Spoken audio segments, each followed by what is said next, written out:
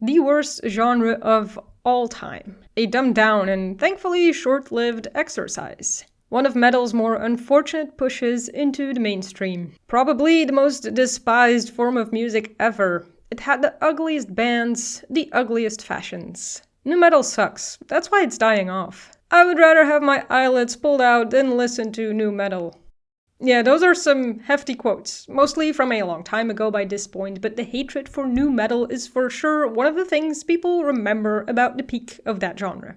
Nu metal took the world of heavy guitar music by storm with a sound that borrowed from heavy metal but also grunge, groove, funk, and hip-hop, but with the same song structure of verses, choruses, and bridges like those in pop music, with a lot less emphasis on the skills of the guitarists. Nu metal rarely features guitar solos. And a lot of people had a lot of feelings about that. Actually, understandable to a degree. Now, I'm a millennial, I was born in 1989, and nu metal was some of the first heavy music I ever heard, and it was very much the defining sound of my early teenage years. Linkin Park was my favorite band, but I also really enjoyed the likes of Korn and Limp Bizkit. Now, after 2004, the popularity of nu metal started to really decline, and I followed the trend and diversified my taste in music a lot, and I sort of forgot about nu metal. But I was aware that a lot of people hated it, including some of my own metalhead friends who were the same age but listened to more extreme metal genres and got onto the hatred for the genre and the idea that nu metal is not real metal. Now, for a very long time, I was in the camp of nu metal is metal. It's right there in the name. What else would it be? Welcome to the future, old man. Now we're all older and the biggest popularity of nu metal has mostly died out, but its influence is still very prominent and we're currently in a bit of a revival of the genre with Gen Z picking up on it, Linkin Park touring again and going back to the sound that made them so huge in the first place, Korn and Limp Bizkit still headlining festivals, and many other artists still borrowing from that sound, and new bands whose members grew up with nu metal making names for themselves. For better or for worse, let's examine the history of nu metal, why it was so popular in the first place, and why it was so hated, and why it continues to be both loved and hated by many people. Now, the deeper roots of nu metal can be traced back to the 1980s, and one of the first songs to combine hip-hop with metal was I'm the Man by thrash metal band Anthrax, number 4 of the Big Four of thrash. The song came out in 1987 and was intended as a goofy novelty song parody in the style of the Beastie Boys. And while we're on the subject of metal and rock and hip-hop, aside from the Beastie Boys, you also had acts like Cypress Hill and Run DMC sampling rock guitars and drums in their songs around the same time. Either way, the groundwork was unintentionally laid down by Anthrax, but another band that was massively important for nu metal was Pantera, and groove metal in general, though Pantera remains one of the biggest names in groove. And Korn vocalist Jonathan Davis has said that Korn wouldn't exist without Pantera and Dimebag Darrell. Alternative metal bands like Faith No More and Helmet are also considered hugely influential for the genre, since they also borrowed from genres that at first glance have not much to do with heavy metal. I've name-dropped Korn a couple of times now, and by all means they can be considered the band that started the nu metal movement, already under Demo Niedermeyer's Mind from 1993. Korn's self-titled debut album from 1994 is considered the first nu metal album to ever be released, and it goes without saying it had an enormous impact on metal. Korn's groove, hip-hop, and funk influences, as well as the churning rage of their music, inspired bands like Cold Chamber and Limp Bizkit, but also heavier bands like Slipknot, Machine Head, and Sepultura. The album also launched the career of producer Ross Robinson and earned him the nickname the Godfather of Nu Metal. He would also produce Sepultura's 1996 album Roots, Limp Bizkit's 1997 debut album $3 Bill Y'all, and Slipknot's first 2 albums, their self-titled one from 1999 and Iowa from 2001. Deftones would release their debut album Adrenaline in 1995. Sepultura's Roots is also considered influential to nu metal, even though they borrowed from Korn's debut album. Now, nu metal's rise was unstoppable. 1997 was a principal year for the genre, with debut albums from Sevendust, Cold Chamber, Papa Roach, and Limp Bizkit. Deftones released their second album Around the Fur in that year, and all these bands helped nu metal become the hottest thing in music. And by the late 90s, nu metal was fully mainstream. Korn remained a juggernaut in the genre, with their iconic third studio album Follow the Leader, by many considered one of the best metal albums of all time, and included the huge hits and by this point metal classics Freak on a Leash and Got the Life. Korn's success paved the way for many other nu metal bands, and many other artists took influence from the genre, including Vanilla Ice, Cypress Hill, Primus, Fear Factory, and Slayer. The next big band to represent nu metal was the goofy, catchy, yet angry, surprisingly innovative Limp Bizkit. They were probably one of the most hated nu metal bands of the time, but they're also easily one of the most popular. They made waves with their first album, but their second one, Significant Other from 1999, was insanely successful, and by many fondly remembered for the hit singles Nookie and Break Stuff. Their third studio album, Chocolate Starfish and the Hot Dog Flavored Water, from 2000 became the fastest selling rock album ever at that time, and brought huge hits with My Generation, Rollin', and My Way. As goofy as Limp Bizkit tended to be, Slipknot gave nu metal a very different spin on their self-titled debut album in 1999, bringing a much darker and heavier death and thrash metal influence to the genre. In October of 2000, Linkin Park released their debut album Hybrid Theory, and it became the best-selling debut album by any artist of any genre in the 21st century, and it meant the absolute peak for nu metal. The album was also the best-selling album in 2001, and the band won a Grammy Award for the single Crawling. The fourth single, in the end, became one of the anthems of nu metal, and still is Linkin Park's signature song.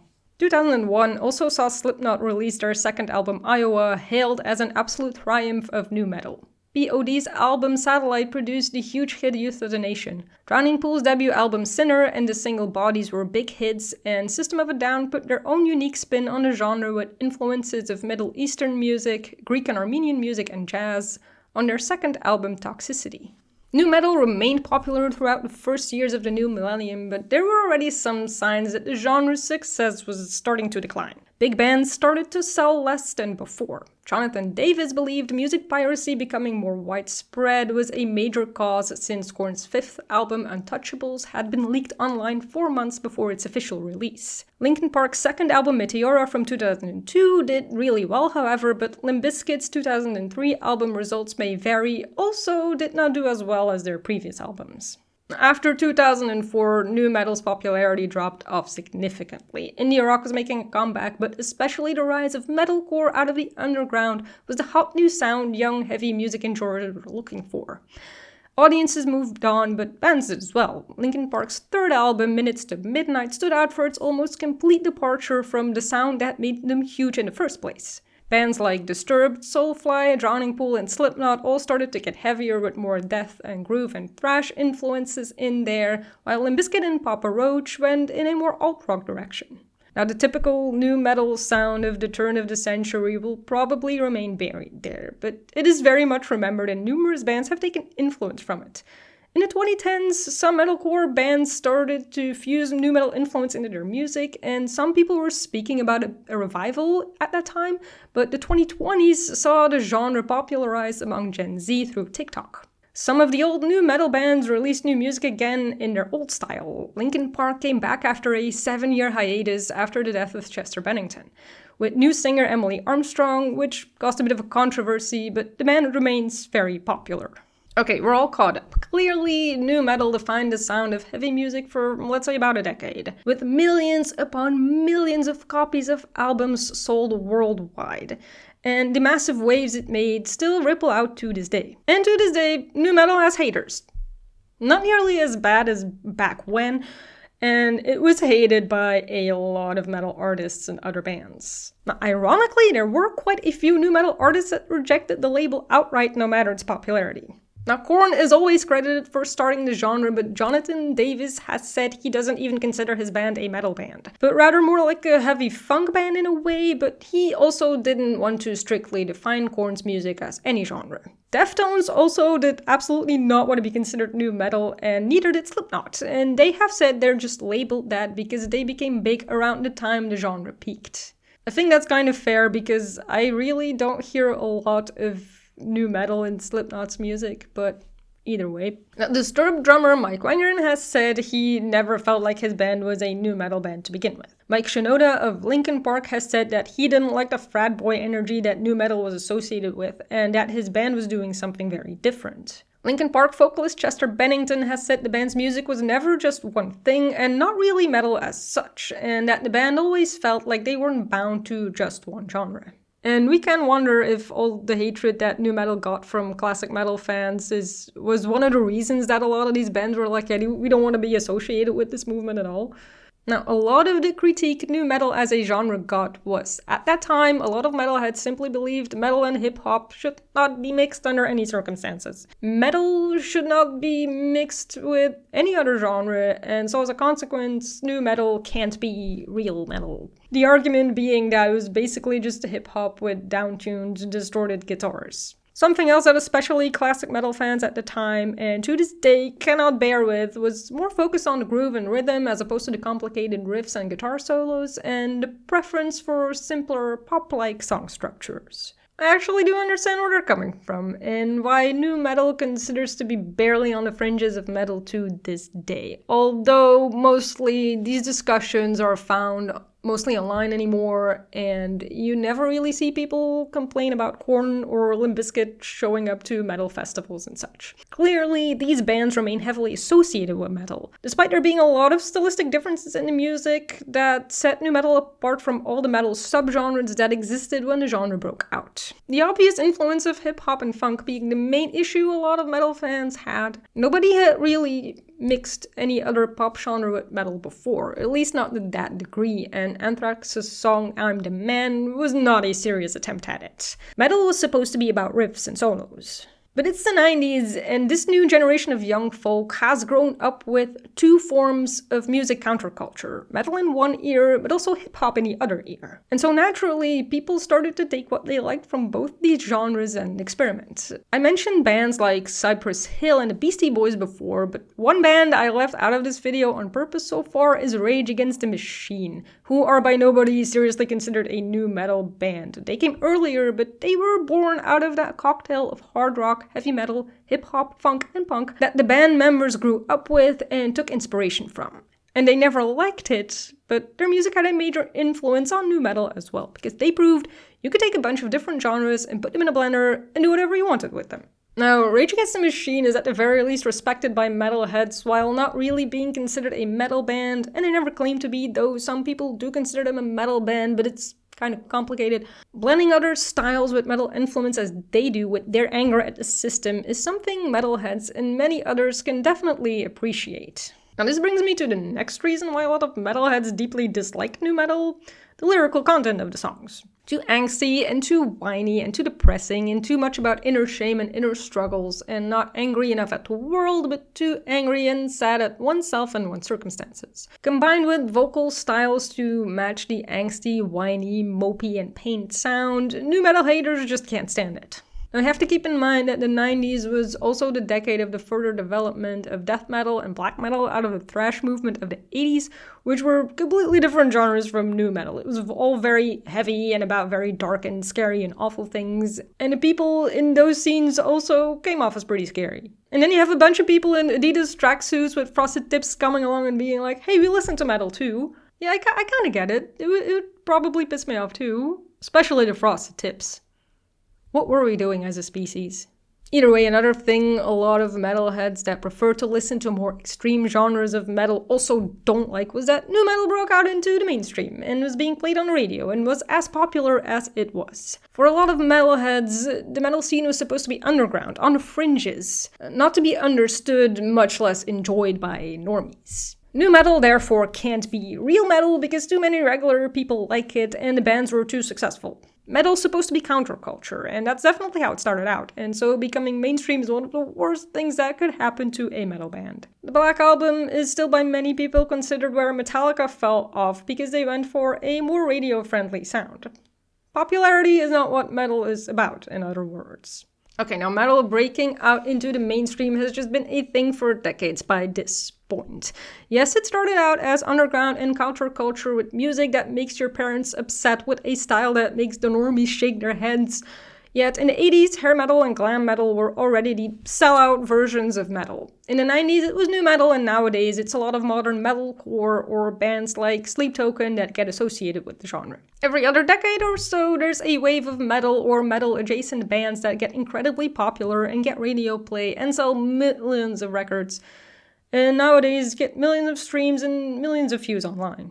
Sure, but metal remains an underground and counterculture genre in many ways, however. The more extreme subgenres are just not for the masses, and that's kind of the point even. The reality of things is a lot of people do prefer metal with an easier to digest sound. And that's totally fair. I do understand where the nu metal haters come from in terms of where the focus of the music lies. Up until that point, metal was all about riffs and about the skills of the musicians, and with nu metal, that seemed to get thrown out of the window. Okay, now I'm not saying nu metal musicians are unskilled, not by a long shot. You do need a good understanding of making music and songwriting to make what makes nu metal work. To make catchy songs with a good groove. It's just a different way of making that kind of music. Even if it leans closer to pop music, that doesn't mean it doesn't take any skills to write songs that will resonate with people on that level. And this is still very much a thing in the metal scene. A lot of metalheads can be very dismissive of anything that leans too close to pop music. And the reason always seems to be this kind of music doesn't take any skills. And this is where I disagree with nu metal haters and metalheads that dislike pop music influence in metal in general. Like I said, songwriting is a skill that is not to be underestimated. And yeah, I think in and of itself, there's nothing wrong with enjoying bands that make metal or metal-adjacent music that is just easier to get into. But I'm also not saying people are wrong for disliking nu metal. If it's not your jam, then it just isn't. And this video is also not about people who simply don't like the genre. It's more an examination of why the genre was very popular, but also very hated by a lot of people. I think it's unfair to argue that it was just dumb music for dumb teenagers. If we're being real, rock and roll and heavy metal for that matter were also considered dumb music for dumb teenagers at some point. So in that way, nu metal was the next evolution of heavy guitar music, whether you want to consider it real metal or not. It was something fresh and new, and it was breaking the mold of what heavy metal could be and where it could take influence from. And a lot of people just didn't like the change. Did they have a good reason? Kind of, yeah.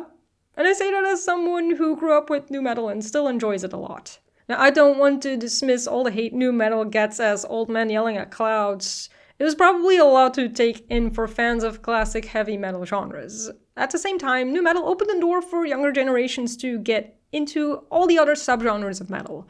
Not all of them did, but those that did not only helped the scene stay alive, but also kept it moving forward. And like with any trend, there was a lot of it that was not that great, or even good.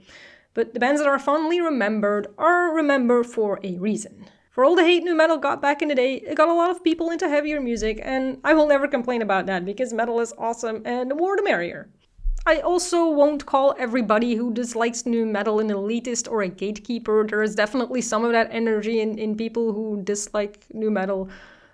But you can't expect everyone to like every aspect of metal as a whole. Does nu metal have a place under the big metal umbrella? Fans will say yes, haters will say no. And I don't think that's the thing that's going to change.